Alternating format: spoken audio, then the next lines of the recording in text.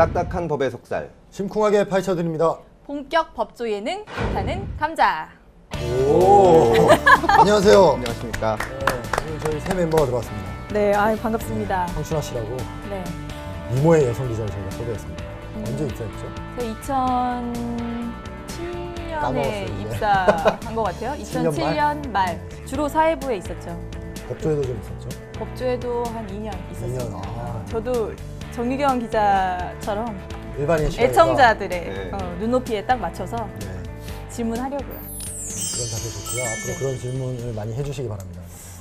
저희 그럼- 오늘 주제가 김무성 새누리당 대표 둘째 사위 얘기죠. 보니까 마약을 15차례나 투여를 했어요. 그것 때문에 지금 논란이 일고 있습니다. 한번 정리 좀 해주실까요? 징역 3년에 집행유예 4년을 받았거든요. 1심에서. 그죠. 이렇게 받고 검찰이 항소를 안 해서 이게 형이 확정됐는데 너무 형이 약한 거 아니냐 뭐 이런 문제 제기도 있고, 그렇다면 검찰은 왜 항소를 안 했냐 이런 식의 문제 제기들이 조금 있죠. 김 대표는 지금 전혀 몰랐다라는. 그러니까 작년 말에 구속이 됐는데 네. 딸이 이제 외국 가 있다. 네. 그 결혼할 남자가. 그래서 몰랐고 2월에 판결 받고 나온 다음에 결혼 전에는 알았다. 아. 그거죠. 김무성 대표라는 사람이 워낙 지금 실세다 보니까. 그렇죠. 집권당 대표니까. 예. 이게 이 처음 보도도 동아일보가 이제 처음 보도를 했는데 어쨌든 이름을 쓰지 않았어요. 안 김무성 썼죠. 대표. 예. 예. 친인척이라고 했나요? 하여튼 굉장히 애매하게 흐려서 썼어요. 어쨌든 뭐 하루 만에 김무성 대표의 사위란 사실은 드러났고, 워낙 센 사람의 사위다 보니까 네. 거기에 대해서 사람들이 고지고대로 일단 받아들이기는 쉽지 않았던 것 같아요. 그래서 뭐 구형, 그다음에 법원의 선고, 그리고 검찰의 수사 관련해서 여러 의혹들을 이제 뭐 야당에서도 제기하고 일부 언론에서도 이제 제기하고 그런 상황인데, 히로뽕 보신 적 있으세요? 하얀 거 영화에서 봤는데. 이제 옛날에 할리우드 영화를 보면 흰 가루가 곱게 있잖아요. 히로뽕은 안 그렇게 생겼어요. 그래요? 굵은 결정에 이렇게 옛날 미원이나 굵은 소금처럼 그렇게 생겼습니다. 약간 각성탕 주사, 같은 주사로 넣지 않나요? 그 주사기에 이제 아주 가는 주사기에 1회분씩 넣어서 팔아요. 0.1g. 0.03g. 0.03g. 네, 10만 원쯤 합니다. 한 짝대기에 10만 원. 0.03g이 그러면은 1회, 1회분이에요. 물에 희석해서. 그래서 저도 처음에는 이제 그 검사가 되기 전에 검사가 돼서 만약에 내가 마약 수사를 해보게 되면 이렇게 영화에서 나오는 것처럼 한번 찍어 먹어봐야겠다.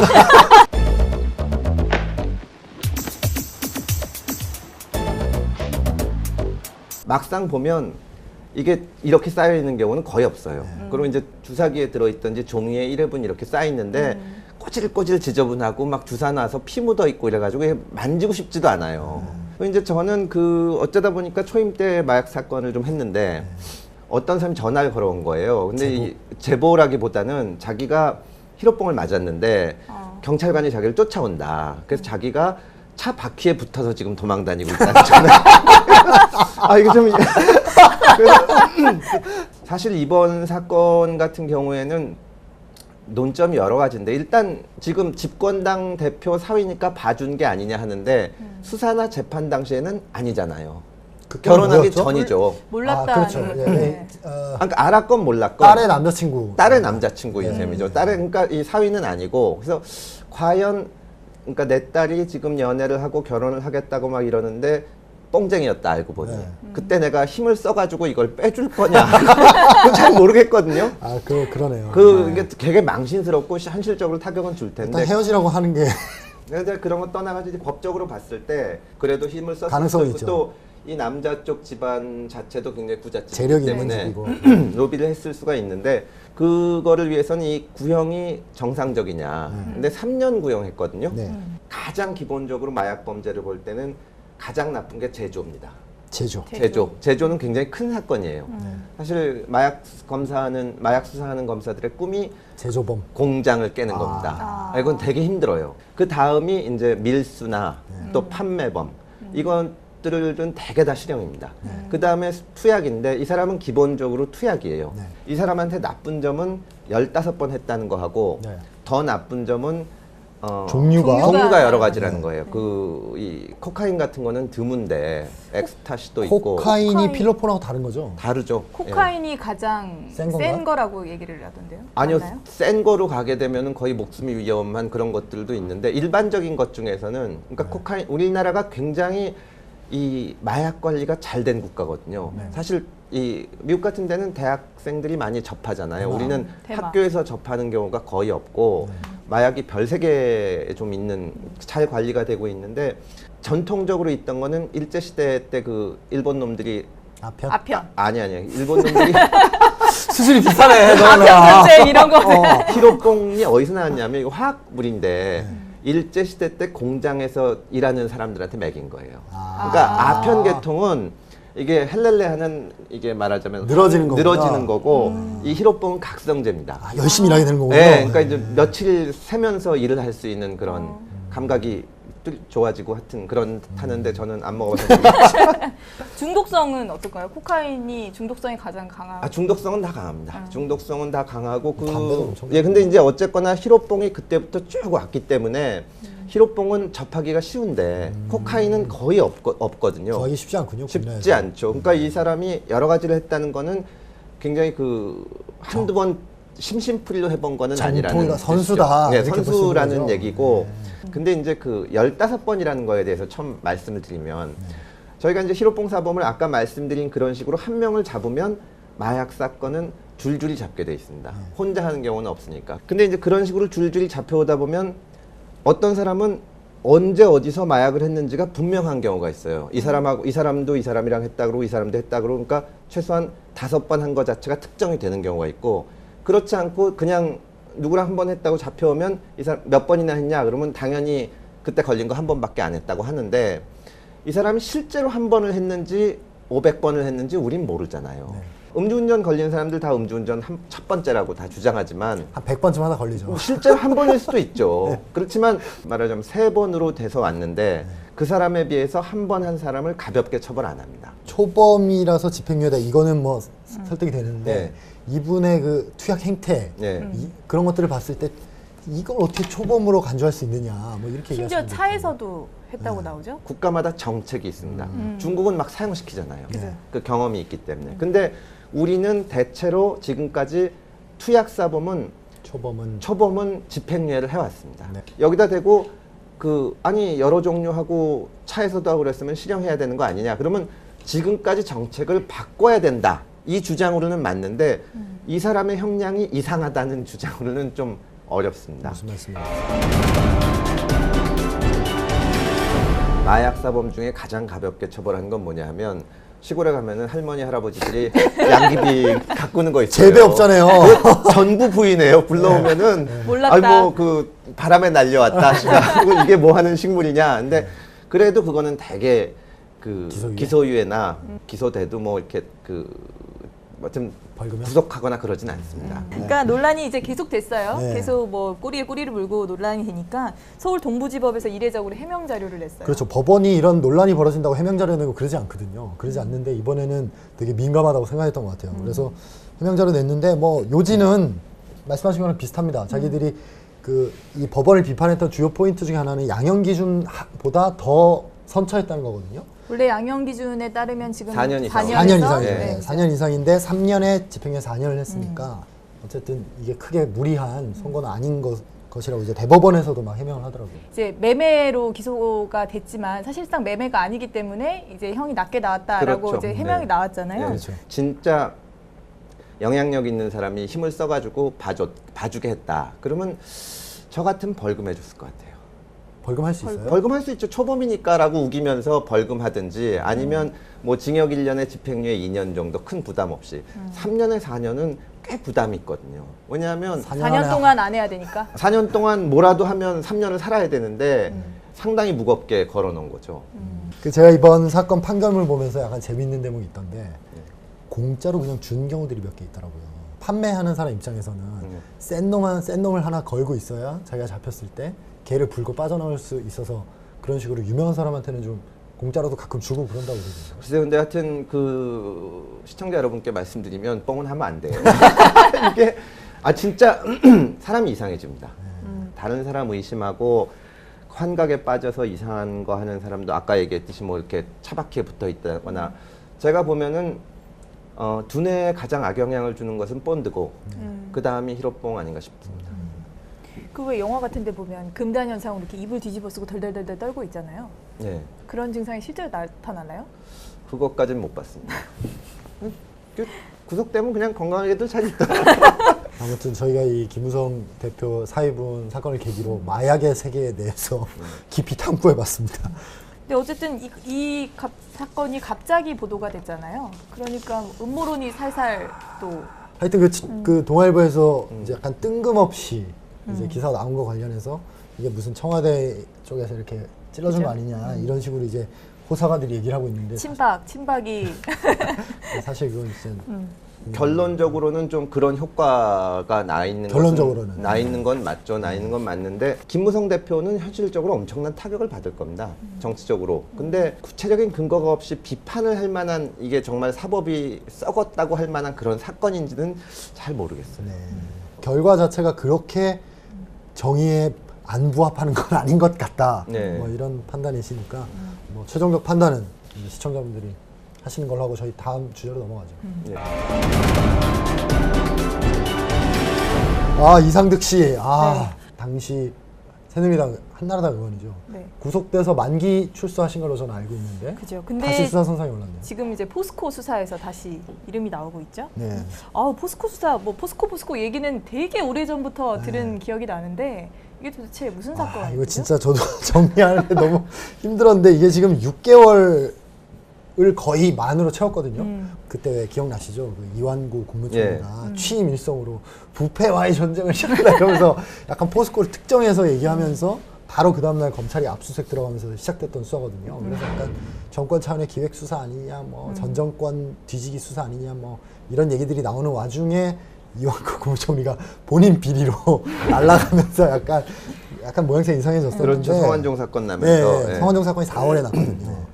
근데 어쨌든 3월 13일에 수사를 했고 이게 크게 보면 두 덩입니다. 크게 보면 그때 처음 시작할 때 수사는 그 포스코의 하도급 업체, 뭐 관련 업체들에서 이렇게 비자금이 조성됐다 해서 그 비자금 조성 경위를 찾고 그 비자금들을 포스코 그룹에 있는 이제 고위 임원들이 얼마나 빼먹었나 뭐 이런 거를 좀 보다가 근데 그 과정에서 뭐 구속 영장이 거듭 기각되기도 하고 이러면서 막 수사가 난항을 겪는다 이런 이제 약간 부정적 보도들이 쭉 나오다가 9월 초 8월 말부터 이제 수사가 일종의 2단계 수사 2단계 수사 새로운 테마가 펼쳐지면서 지금 약간 힘을 받고 있죠. 2단계 수사라는 건 일종의 뇌물수사인데 뇌물수사. 그러니까 포스코의 협력업체들이 많이 있잖아요. 그죠. 그러니까 정권 실세들이 그 협력업체 사장이 자기 사람인 거죠. 그래서 포스코가 그쪽에 일감을 몰아주게 하고 자기 사람을 통해서 돈을 받는 일종의 쓰리 쿠션. 보통 이제 수사 같은 걸 시작을 하면 기대하는 건 이 비자금을 누구한테 줬을까라는 그렇죠. 거잖아요. 네. 근데 이제 거물급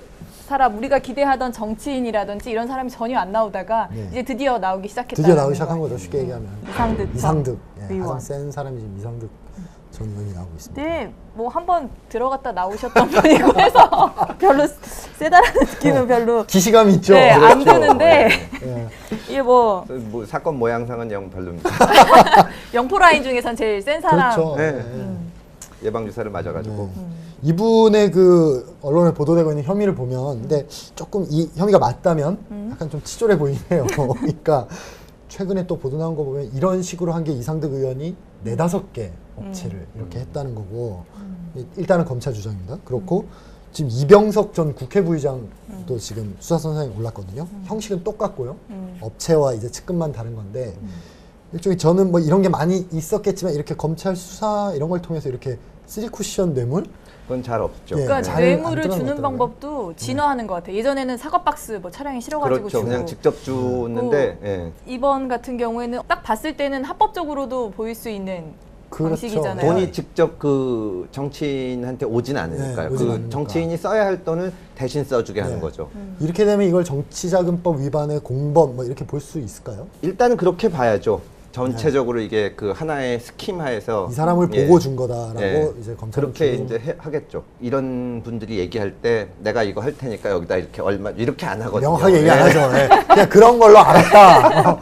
아, 이게 저는 이 사건 보면서 이상득 전 의원이 지금 여든 아닌가요? 여든이에요, 나이가? 여든, 예. 여든이고 재산도 굉장히 많으신 분으로 알고 있는데 도대체 이런 일을 만약에 했다면 그게 이런 범죄를 저지르는 심리는 뭘까? 근데 이분 지금 저번에 구속 됐을 때 네. 그 범죄 혐의 중에 인정된 예. 법원에서 인정된 실업? 범죄 사실 중에 그 코오롱에서 고문료 고문료 받은 것도 있었어요. 받은 거죠. 거죠. 매달 300만 원씩인가 상납 받은 것도 있어요. 그러니까 돈은 자기 돈은 무조건 아까운 것 같아요. 그죠. 돈 있는 사람들의 경험에 따르면 500억 정도가 있으면 굉장히 좋고 그 이상은 있어도 뭐 더 크게 누릴 거는 없다. 100억 정도면 안 되네. 100억 정도 있는 그 불쌍한 사람들은 모르는 즐거움이 있는 모양인데 그러니까 아마 욕심이 생겨. 돈이 없어서 네, 돈이 없어서 생계범. 생겨봐. 500 안 되니까. 포항 지역 쪽에 이제 도는 소문들도 보면 뭐 7,000회 이런 것도 있었다고 하는데 예. 비슷해요. 이거 구조가 포항 지역 협력업체를 통해서 이익을 얻는 지역 유지들 7명 정도가 모임을 만들어서 매달 1,000만 원씩을 모아서 이제 7천만 원을 정권 실세한테 일종의 상납했다. 그래서 7천엔가? 그래서 7천원. 7천만 원을 줬다고 해서 7천에 네, 거예요. 이런 소문이 있는데 이거 뭐 검찰도 이런 첩보를 확인하고 있다고 하는데 참 이게 만약에 사실이라면 참 씁쓸한 일이 아닐 수 없고. 그렇죠. 이게 그 진짜 공기업 포스코라는 지금 뭐 사기업이라고 해야 되나 이 부패 사슬이 이렇게 만들어진 네. 거잖아요. 엄청난 이권을 하는 건데 밝혀진 게 이 정도면 또 그 아름아름 뭐 이 네트워크가 엄청나게 많을 텐데 참 그러네요. 이게 저 보도 보면서 약간 기겁했던 게 네. 상식적으로 황춘하 씨가 이 협력업체로서 일을 하고 있었는데 정권 실세에 등을 얻고 제가 밀고 들어오면 반발할 거잖아요. 그죠. 그럼 소문이 나고 아무래도 사정기관 귀에 들어갈 텐데 네. 이게 안 알려진 이유는 이쪽도 그렇게 해서 밀고 들어왔기 때문이라는 거예요. 모두가 다 그렇게 들어왔기 때문에 반발할 수 없는 구조. 대기업 주변에 이제 협력업체들도 그 보면은 정권 교체되거나 뭐 굉장히 신경 쓰거든요. 그리고 뭐 밀렸다 뭐 이런 거 많은데 이런 거 보면 그런 게 있기는 있긴 있는 있나 거예요. 봐요. 예. 예. 저희가 추측만 했었는데 이 사건 관련해서 또 재밌는 기사가 하나 있던데 그 이병석 의원이 지금 수사선상에 올랐잖아요. 이분이 국회에서 황교안 법무부 장관한테 이 수사를 막 비판했다는 거예요. 네. 이런 식으로 내용이? 수사해서 지역 경기가 다 얼어붙었다. 뭐한 짓이냐. 김현웅 법무부 장관 인사청문회 때도 지금 이렇게 수사를 질질 끌어서 철강 산업이 휘청거리고 있지 않느냐 이런 얘기를 했는데 지금 자기 의혹이 보도된 이후에는 국감에서 한마디도 안 하고 계시죠. 조용히 가만히 계신다고. 예. 포스코 사건은 지금 굉장히 오래 해서 여러 줄기가 있고 막 내용이 복잡해 보이는데 사실 이렇게 심플한 구조고요.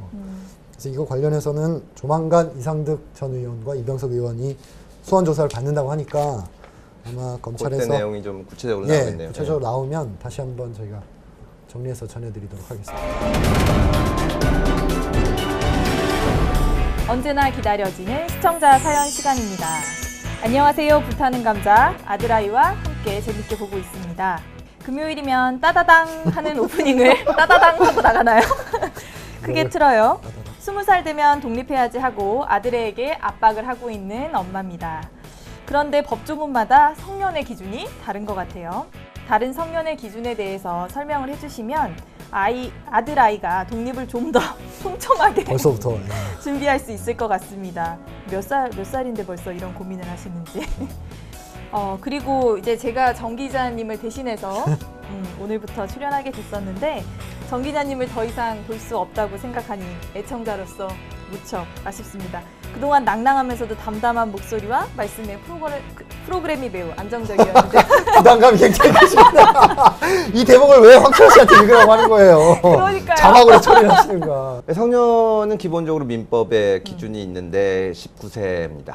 원래는 성년이 그 20세였는데 지금 19세로 내렸고 이게 미성년 제도를 둔 것은 미성년을 보호하기 위한 겁니다. 기본적으로.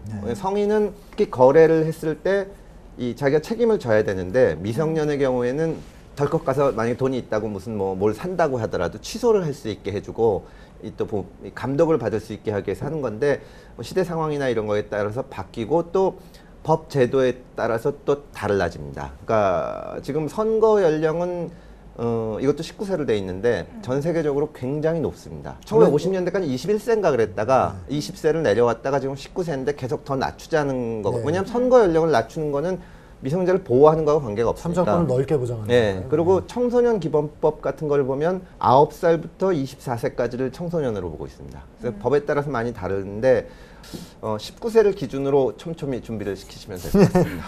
권리를 보장하는 측면에서는 조금 낮게 잡고 있는 거고 예. 보호하기 위해서는 좀 넓게 잡고 있는 거고 그런 거 같네요. 앞으로도 저희 프로그램이나 법률과 관련해서 궁금하신 점이 있으면 저희 페이스북이나 메일로 연락 주시기 바랍니다. 주소는 지금 아래에 나가고 있습니다. 네, 저희는 다음 주에 더 뜨거운 법 이야기로 찾아뵙도록 하겠습니다. 감사합니다.